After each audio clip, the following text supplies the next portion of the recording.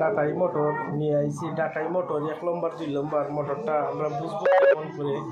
আমরা অনেকে আছে মোটর কিনি, মোটর কোনটা কোন লেভেলের। আমরা পুরাতন আগের যে মোটরটা আছে আমরা এই মোটরটা কিভাবে চিনবো এই ভিডিওটা নিয়ে আইছি। আমরা দেখেন, আমরা এটা আগের অরিজিনাল ডাটাই মোটরের কয়েল, আর বর্তমানে বার হইছে ওটাও, এটা বাড়াইছে। দেখেন এটা আমরা এটার থেকে এটা বড়, আমরা এই কয়েলটা থেকে এই কয়েলটা বড়। দেখেন কতটুকু বেশ কম। দেখেন এই কয়েলটার নিচে এই কয়েলটা উঁচা।